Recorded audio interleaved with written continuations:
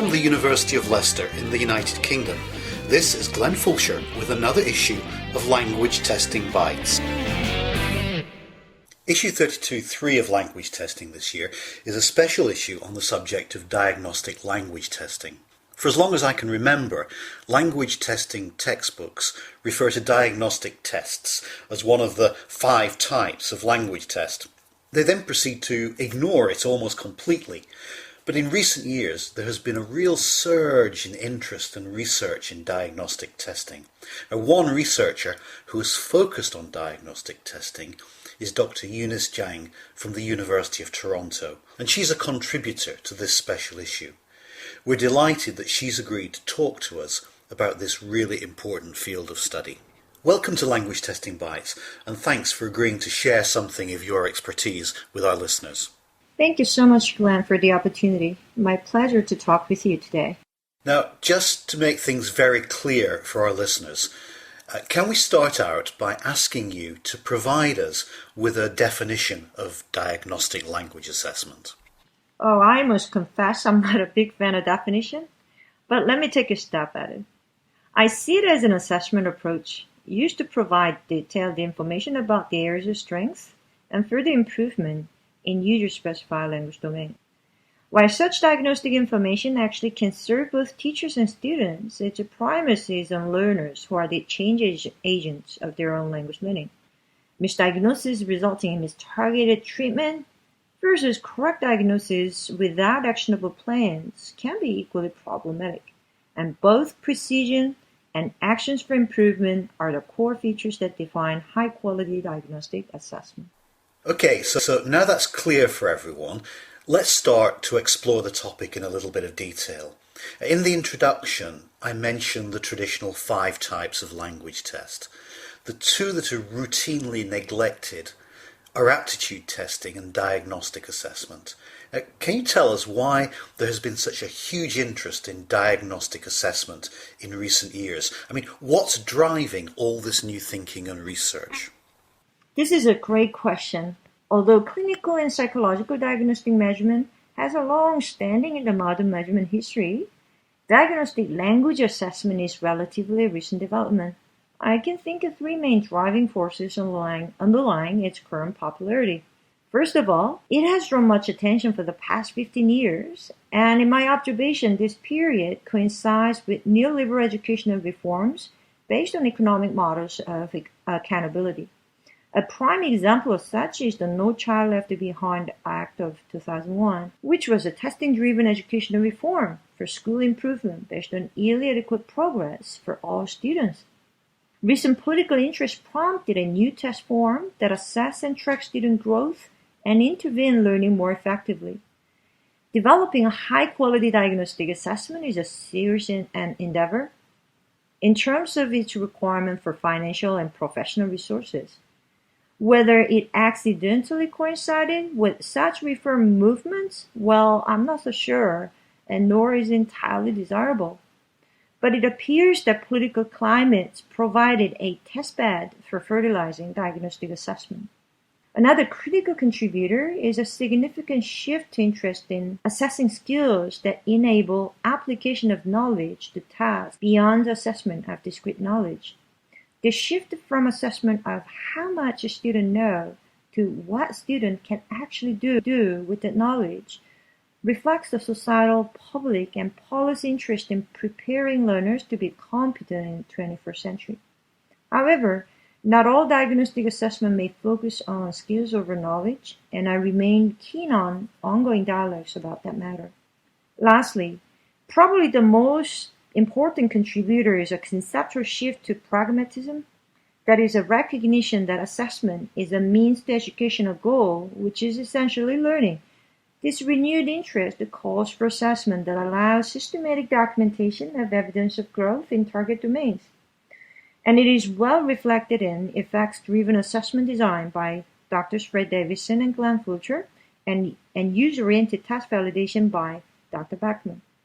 I think all these aforementioned factors, including political, conceptual, and pedagogical shifts, contributed to creating a sort of tipping point for diagnostic assessment, as Malcolm Gladwell might say.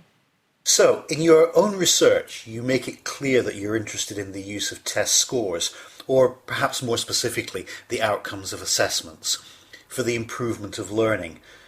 In the United Kingdom in particular, this isn't something new. The concept of assessment for learning, or AFL, has been around for quite a long time, and the work of researchers like Black and William have become standard texts for trainee teachers. In what way does your approach to diagnostic assessment, as outlined in your contribution to the special issue, differ from what we traditionally think of as AFL?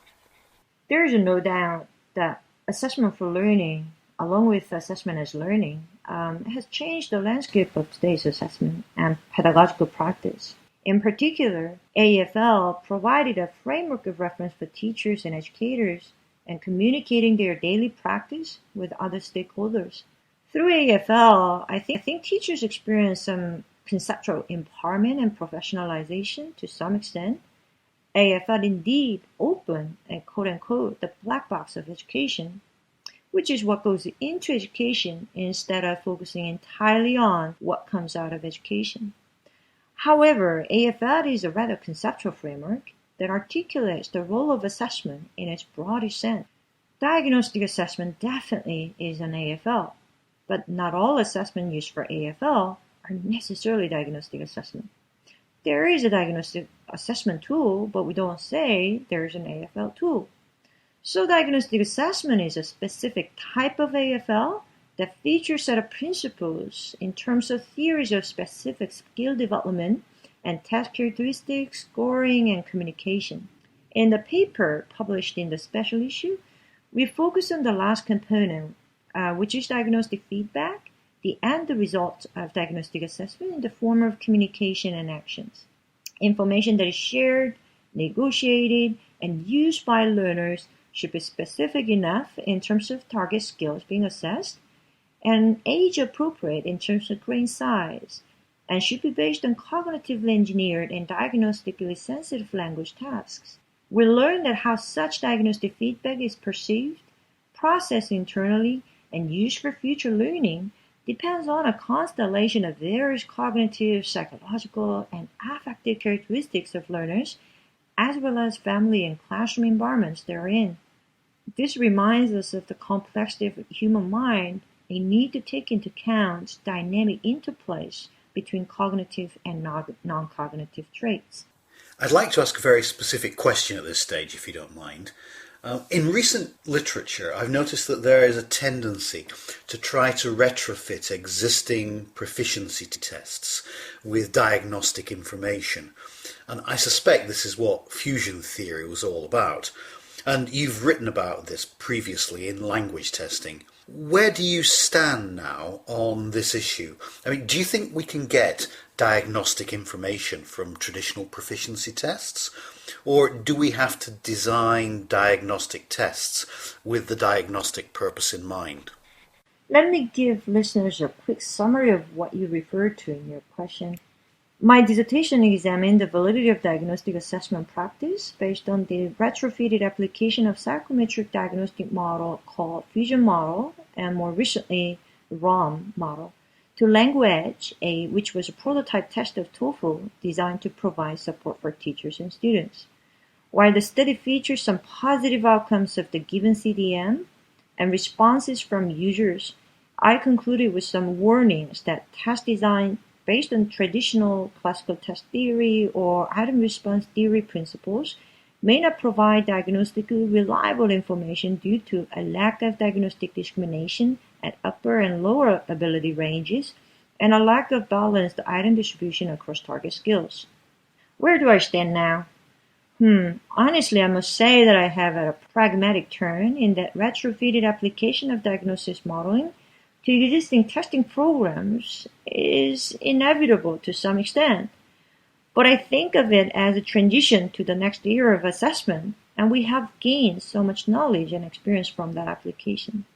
Since 2005, I've had opportunities to retrofit CDM to K-12 achievement test, and more importantly, develop a new diagnostic assessment using the same principles. Like architecture, as you eloquently elaborated in one of many papers, Glenn, A test designed with a specific intended use. Proficiency tests whose primary goal is to discriminate among students for selection are built upon the psychometric principles of normal distribution, whereas K-12 standards-based achievement tests tend to serve as a minimum competency measure in which a score distribution tends to be negatively skewed. When CDMs retrofitted to these two different assessments, precision of diagnosis is being compromised differentially. Actually, my research team developed a new diagnostic assessment based on CDM principles, as I mentioned, and it shows the highest level of diagnostic discrimination compared to the test. Again, without retrofitting, we couldn't have learned what we now know about cognitive diagnosis assessment, and with that knowledge and skills, I believe we can now design operational diagnostic assessments. And what do you think is the future for computer-based diagnostic assessment? Are researchers looking at automated diagnostics, or is it humans who are required to interpret the outcomes of computer-mediated tests? Oh, this is the question I get excited most these days. Again, I approach the matter pragmatically. That is, what will maximize use? Immediacy or timeliness of diagnostic feedback is critical for maximizing its use. To this end, computerizing diagnostic assessment is so important. I think research-based design of diagnostic assessment and reliable diagnostic scoring modeling based on a representative sample would allow for automatized diagnostic profiling and feedback delivery. There's a growing interest in machine learning through pattern recognition algorithms to unsupervised assessment data, but I don't think it will replace human endeavors, as the diagnostic assessment of language learning and cognition should be grounded in mature theories and interpretations. I envision more active roles that humans can play in supporting the use of diagnostic information for furthering learning with an aid of computerized diagnostic assessment. It's always difficult to cover a topic as broad as this in one podcast. So we could bring the podcast to an end with a little bit of speculation. Can you pick one or two ideas that you think we'll come back to again and again and will characterize the nature and scope of diagnostic assessment research in, say, the next 5 years? I know that's a difficult question, but perhaps you'd like to give it your best shot. Oh, it is indeed difficult. So instead of speculative prediction, I'd like to answer the question by sharing what I think will further advance diagnostic assessment. I think the use of diagnostic assessment for learning will and should be a recurring topic. Both teachers and learners need to experience positive changes as a result of diagnostic assessment, whether it's internally or externally developed. We need more empirical evidence accounting for the mechanism of change resulting from the use of diagnostic assessment. In addition, I like to see a methodological diversification of diagnostic assessment. CDM's psychometrically powerful, I guess, yet presents many challenges due to its rigid psychometric assumptions to be met, and as a result, is limiting in a small-scale local context of learning. I welcome research into psychometrically less constrained diagnosis model, such as latent class or profile analysis, clustering methods, or subscoring approaches. And there were some exciting presentations of research using such profiling approaches for diagnosis at this year's LTRC conference, for example, by Drs. Arihuta and Charles Alderson. Lastly, I think there will be research in diagnosing the development of non-cognitive traits that interact with target language competencies. I feel traditional definitions about what's construct relevant or irrelevant will require some reconceptualization along with ever-evolving qualitative frameworks. As the interactionalist view of language assessment posits, diagnosing language ability should take into account various contextual and non-cognitive variables instead of controlling for their influences. Well, Eunice, I'd like to thank you for joining us on Language Testing Bytes and for staring in your crystal ball for us at the end. I'm sure that your paper in issue 32.3 and the others in the special issue will help define the research agenda for years to come.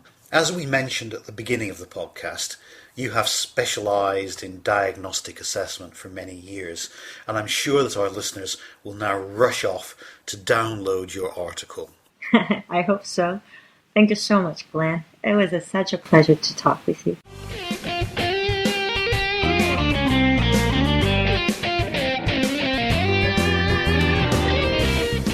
Thank you for listening to this issue of Language Testing Bytes.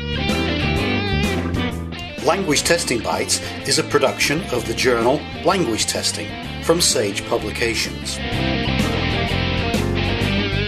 You can subscribe to Language Testing Bytes through iTunes, or you can download future issues from ltj.sagepub.com or from languagetesting.info. So, until next time, we hope you enjoy the current issue of Language Testing.